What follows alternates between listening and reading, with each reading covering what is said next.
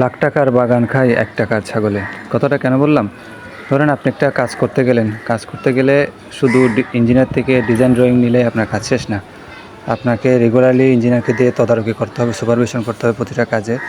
এবং সেই সাথে আপনি টাকার দিকে না দেখে একটা ভালো মানের মিস্ত্রি দিতে হবে। ধরুন ১০ টাকা কমের জন্য স্কোয়ার ফিটে ১০ টাকা বাঁচা থেকে আপনি যদি যেমন তেমন মিস্ত্রি দেন, তাহলে কাজের কোয়ালিটি হবে খুবই খারাপ, যেটা আপনি রিকভার করতে পারবেন না, যে কথা আপনি পোষাতে পারবেন না।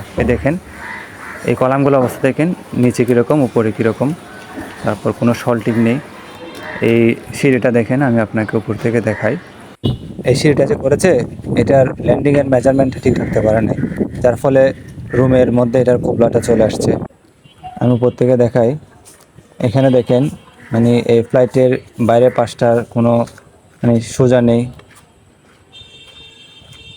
এরপরে দেখেন এই কলামগুলো দেখেন, প্রতিটা কলাম উপরে এসে মানে পেট বের হয়ে গেছে প্রতিটা কলামের মধ্যে। নিচে একরকম, উপরে সবগুলার মানে শাটারিং একবারে করছে, একবারে ঢালাই করছে, তারপরে নেই। এখানে একটা জিনিস দেখেন, সেটা দেখেন, এটা ফ্লাইটটা দেখেন, পুরো এক পাশে পুরো ঢাল হয়ে গেছে, এক পাশে উঁচু এক পাশে নিচু, মানে শাটারিংটা পর্যন্ত ভালোভাবে করতে পারে নাই। প্রতিটা কলামের এগুলি কম বেশি সলের সমস্যা। এই দেখেন সিঁড়িটা ভালোভাবে দেখা যাচ্ছে কিনা জানি না, দেখেন।